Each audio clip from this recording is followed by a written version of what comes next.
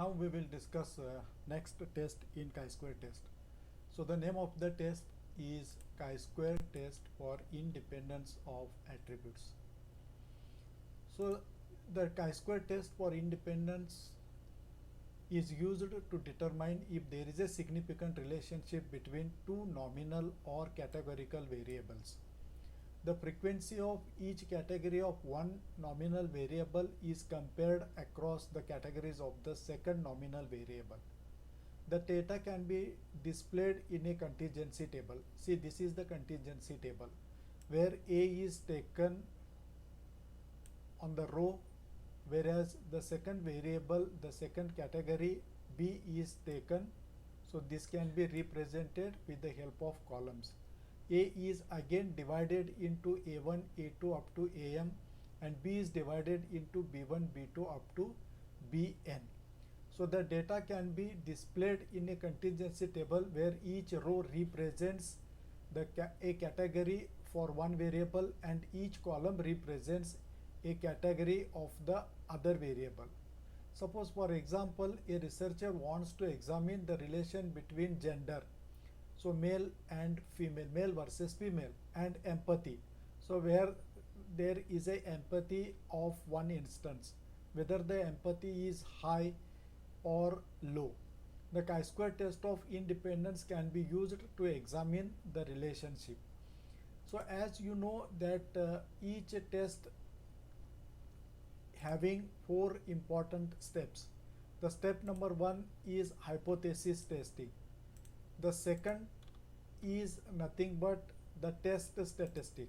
So that means this is the test statistic. The third is critical region, and the fourth one is conclusion.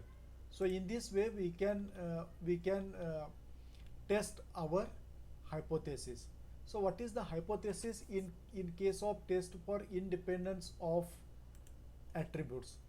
So the hypothesis in this case is, we can say that there is no relationship between gender and empathy. So that means these are independent. Both the attributes are independent. And what is our alternative hypothesis? The alternative hypothesis is there is a relationship or there is a association between gender and empathy. So there are more high empathy females than high empathy males. So in this way we can say. So that means our null hypothesis represents there is no relationship or the gender and empathy are independent, where in alternative hypothesis we can say that there is a relationship between or there is a association between gender and empathy. See, there are two cases in chi-square test for independence. Whether the attribute A is divided into two groups or it is further divided into m groups. So therefore m represents the number of divisions of the attribute A. Suppose A is further divided into m classes. Then, and what about this B? B is another attribute which can be further divided into n categories. So therefore B1, B2 up to Bn. So this contingency table consists of how many elements? The number of elements in this case are m by n. See, these are the m A values and n B values. So therefore m by n is nothing but my total values. So that is taken to be n. See, what is this contingency table? See, please understand this contingency table first. See, A is one attribute which is further divided into A1, A2 up to Am. For example, sex is divided into male, female. So these are the dichotomous. Empathy is divided into high empathy or low empathy. We can also say that there is a middle empathy. So likewise, so empathy is divided into three subgroups, whereas gender divided into two subgroups. So therefore A is divided into 2, B is divided into 3. So this is my 2 by 3 contingency table.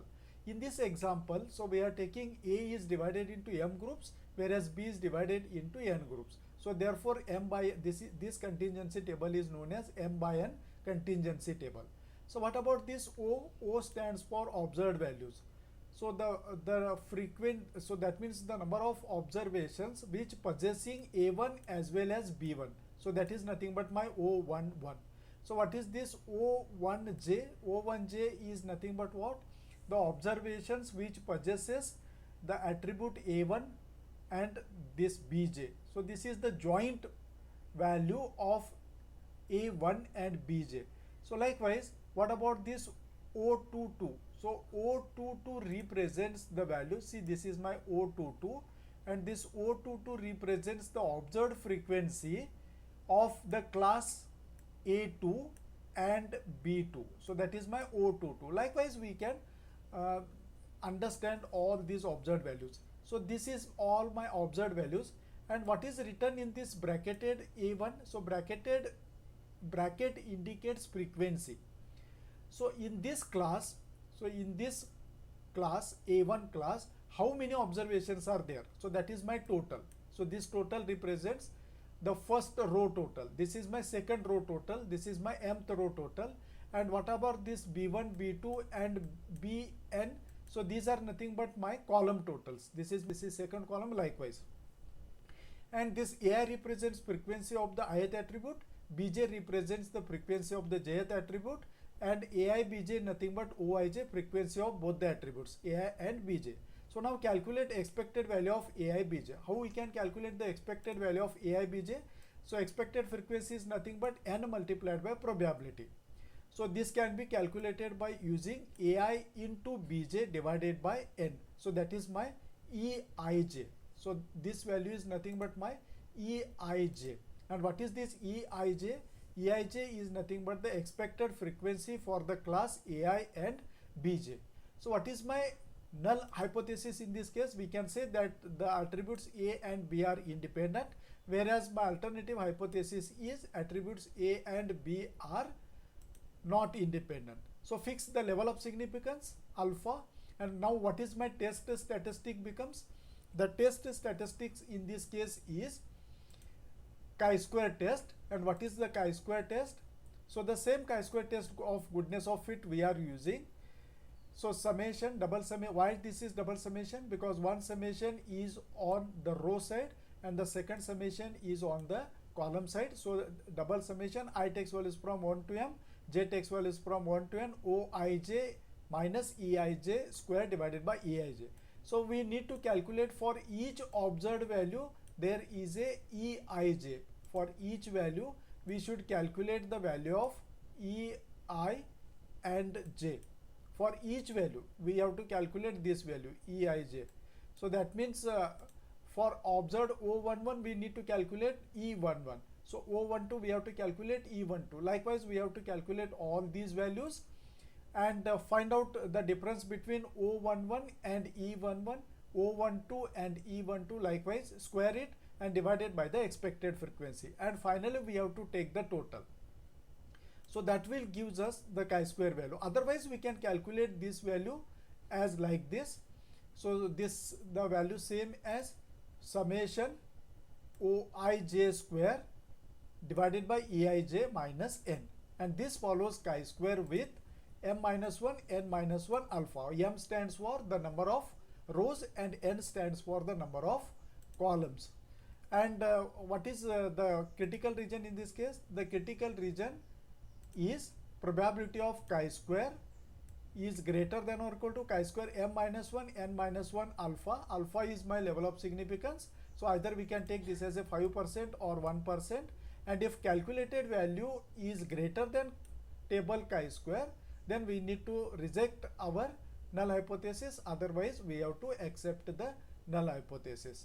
So this is the first case wherein we have discussed when the attribute A is divided into m classes and B is divided into n classes.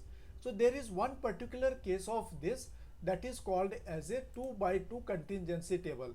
And in 2 by 2 contingency table, whereas A is divided into only 2, say for example this is sex is divided into male female, and empathy is divided into high empathy or low empathy. So this is only the simple case of m by n contingency table, and we will discuss this test in the next lecture. Till then, goodbye.